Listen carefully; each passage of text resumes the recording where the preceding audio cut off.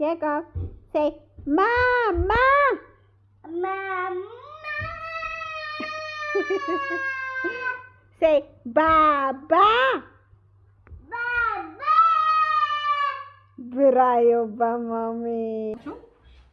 እንግዲህ ያዕቆብዬ ሊቆረጥ ይችላል ማለት ነው ጋይስ። የአይን አባት ማን ይሆነዋል? እስቲ የአይን አባት መሆን የሚፈልግ ሰው እጁን ያውጣ። የአይን አባት እኔ ሆነዋለሁኝ የሚል ሰው ይንገረኝና የአይን አባት አረጋቸዋለሁ ማለት ነው። እሱ ሲገረዝ ያቆነት ነው የምላችሁ።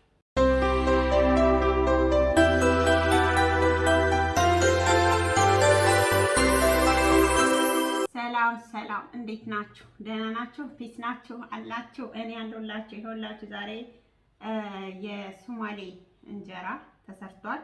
ይኸውላችሁ ምን አለው መሰላችሁ? እንቁላል ሁሉ ሳይቀር ነው የጨመረበት። አህመድ ነው የሰራው በነገራችን ላይ። እና አሁን ምንድነው መሰላችሁ ማሳያችሁ የሶማሌ እንዴት እንደሚበሉና ኢትዮጵያውያን እንዴት እንደሚበሉ። አነባበረው የምታውቁ ከሆነ አነባበረው ነው የሚለው። So yep, today I'm gonna try Somali injera, Somalian style and the Ethiopian style, you know.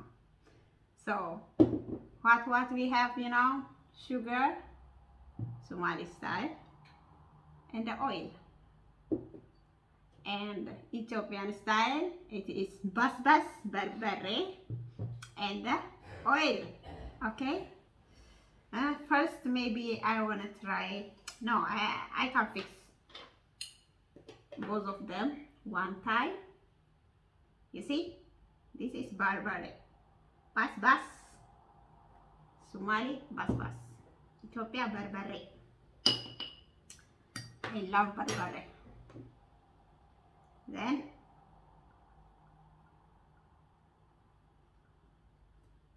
his name is አነባበሮ።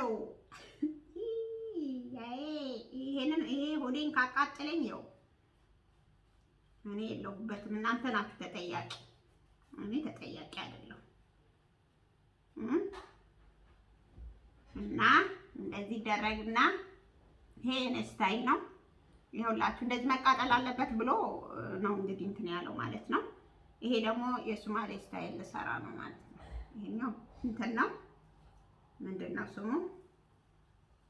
ስኳር ነው። እኔ እንጃ በላይሆን ይሄንን እኔ እንጃ አይመስለኝም።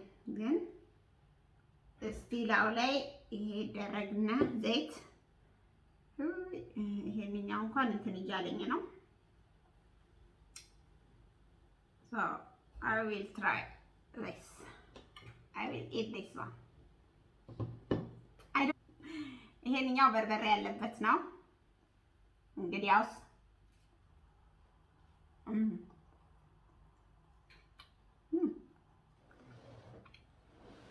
ኢትዮጵያና በርበሬ አንቻቻለሁ አይደል?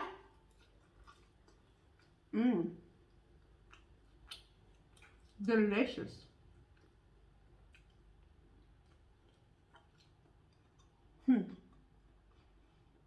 አነባበሮ ነው ወላሂ አነባበሮ ነው የሚለው።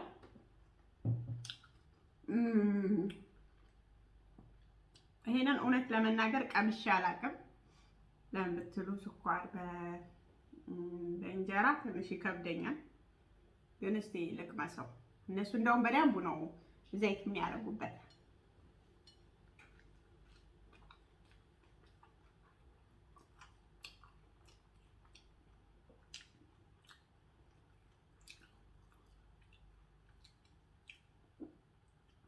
ዋው አሪፍ ነው፣ ይጣፍጣል። ግን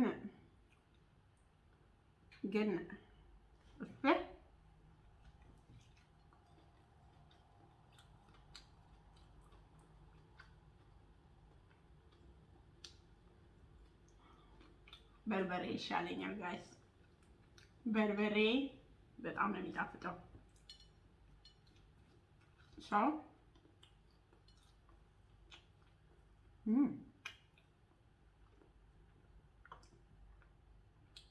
I like this one. I'm sorry. ይሄንን የወደድኩትኝ እውነት ለመናገር ማለት ነው። ከምንድነው ከስኳርና ከበርበሬ የትኛው ነው ካላችሁኝ በርበሬ መርጫለሁ ማለት ነው። እንደውም ሁለት ጊዜ ላደርግ ነው በበርበሬው ብትሉ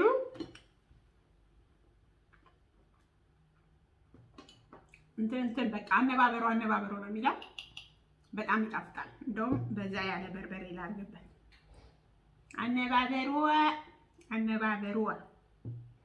አነባበሩ የእውነት ጠዋት እንደዚህ ሰርቶ መብላት በጣም በቃ የነሱ እንትን ነው። በምንድን ነው በስኳር መብላት ማለት ነው። እና ዘይት አድርገውበት እና እኔ ግን ይሄንን የምለምድ አይመስለኝም። ይኸውላችሁ የኔ በርበሬ አባቴ የኔ በርበሬ እንደውም ልጨምርበት ትንሽ ለምን ብትሉ በርበሬው ብዙ ስለሆነ እንዳልቃጠልባችሁ ይጣፍጣል። በጠቅላላው የነሱ ስታይል ሆኖ ግን በርበሬ ነው ያለው ውስጡ። በጣም ወድጄዋለሁ።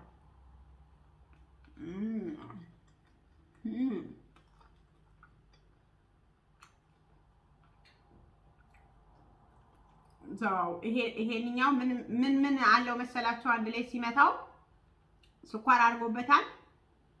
ከዛ በኋላ ደግሞ ይሄ ምንድነው እርሾ አድርጎበታል።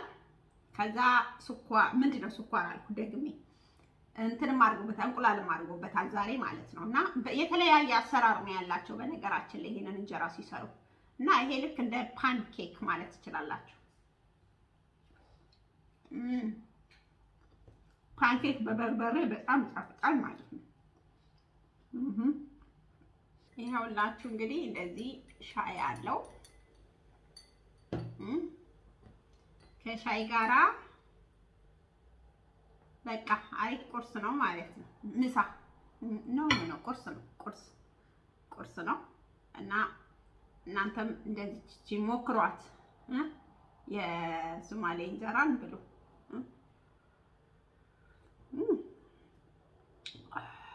ያው በቀላሉ አነባበሮ ጋግራችሁ ትበላላችሁ ማለት ነው። ይሄንኛው ልክ እንደ አነባበሮ ያልተደራረበ አነባበሮ ነው። ልክ ስስ አነባበሮ ማለት ትችላላችሁ። ምንድነው ስሙ ስኳር አለማድረግ ትችላላችሁ። ጨው ብቻ አድርጋችሁበት ከዛ በኋላ ምንድነው ስሙ እርሾ አድርጋችሁ ከዛ ትመቱታላችሁ በደንቡ ማለት ነው። በደንቡ ቅጥን ያለ ሳይሆን ልክ እንደ ኢትዮጵያ እንጀራ ትንሽ ወፈር አድርጋችሁ ትመቱትና ከዛ ግግር ስታደርጉ በቃ አነባበሩ ነው የሚለው ጋይስ። እና ከ30 ደቂቃ በኋላ ምናምን ነገር ስትጋግሩት ልክ አነባበሩ ነው የሚለው። በቀላሉ አነባበሩ ጋግራችሁ ትበላላችሁ ማለት ነው። ቁርስ ላይ ጠዋት ማለት ነው ከሻይ ጋር። ሁሌም አንድ አይነት ሳይሆን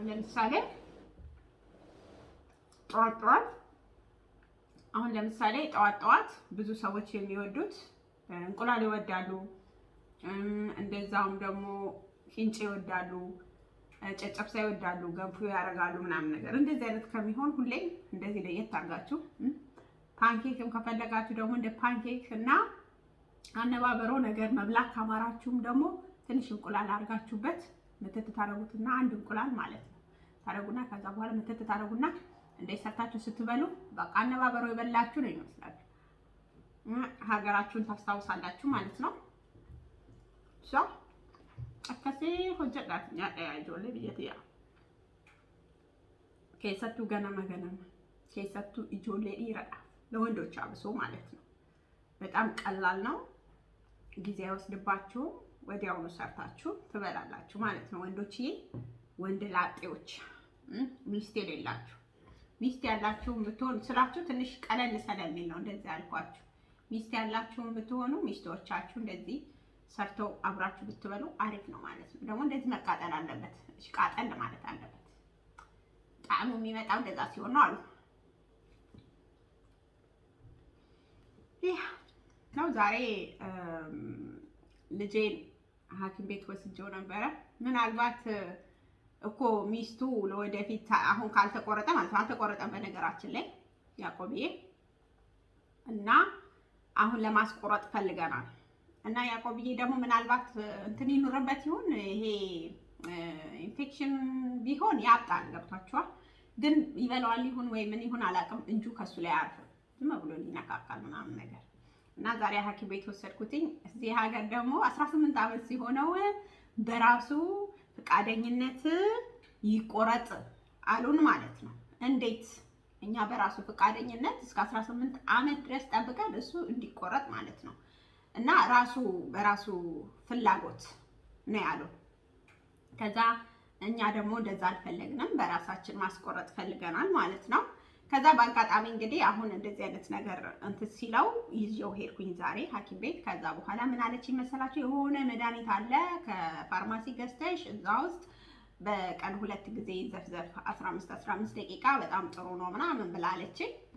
ከዛ በኋላ ካልተሻለው ደግሞ መልሳችሁት ይዛችሁት ነው አለች ማለት ነው። ትንሽ ቀን ሞክሩትና እሺ አልኳትኝ። ከዛ አሁን ያንን እንሞክረውና ከዛ በኋላ ይዤው ሄዳለሁ ማለት ነው። አይቻልም አንቆርጠውም 18 ዓመት መጠበቅ አለበት ብለው እንደገና ሌላ ነገር ሊያደርጉ ከሄዱ መቁረጥ ካልፈለጉ እንግዲህ በራሳችን ሄደን እናስቆርጣለን ማለት ነው።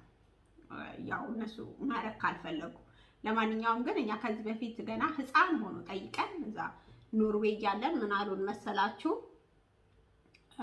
ልክኛ ሐኪም ቤት ነው እንዲቆረጥ የፈለግነው እንጂ የግላሉ የሚቆርጡ ፓኪስታኖች ምናምን ነገር እና እዛ መሄድ አልፈለግንም። እኛ በቃ ሐኪም ቤት ሆስፒታል እንዲቆረጥልን ነው የፈለግነው።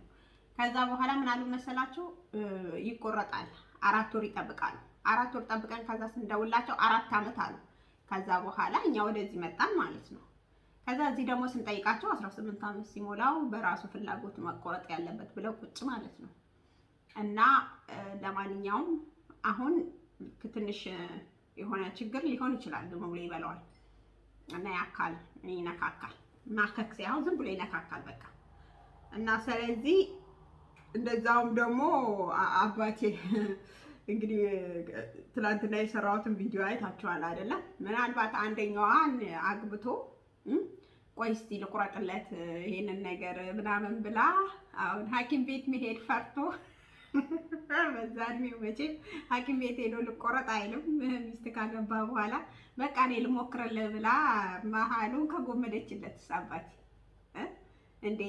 እኔ ያቺ ሴት መቼም እርግጠኛ ነኝ መቼም አናዷት ልትቆርጥበት አይደለም፣ በቃ ልትገርዘው ብላ ነው ምናልባት የቆረጠችው ብዬ አስባለሁ። የሆነች ልጅ እንደዚህ ብላ ኮሜንት አድርጋ በሳቅ ነው የሞትኩት ያንን ሳይ ማለት ነው። ሊሆንም ይችላል። በጣም ስማርት ነሽ፣ በደንቡ እንትን ብለሻል፣ ምንድነው አጠንጥነሻል ማለት ነው። ለማንኛውም እንደዛ ነው የምላችሁ። እንግዲህ ያዕቆብዬ ሊቆረጥ ይችላል ማለት ነው ጋይስ። የአይን አባት ማን ይሆነዋል? እስቲ የአይን አባት መሆን የሚፈልግ ሰው እጁን ያውጣ። የአይን አባት እኔ ሆነዋለሁኝ የሚል ሰው ይንገረኝና የአይን አባት አረጋቸዋለሁ ማለት ነው። እሱ ሲገረዝ የእውነት ነው የምላችሁ የአይን አባት አረጋቸዋለሁ። ፍላጎቱ ያላችሁ ከልባችሁ ከሆነ ንገሩኝና ከዛ በኋላ የአይን አባት የሚሆን ሰው የአይን አባት ይሆናል ማለት ነው። እና እንደዛ ነው የምላችሁ። ለማንኛውም ስላያችሁ በጣም አመሰግናለሁ። ቻው፣ ደህና ሁኑ። በሌላ ቪዲዮ እስክንገናኝ ድረስ ማለት ነው።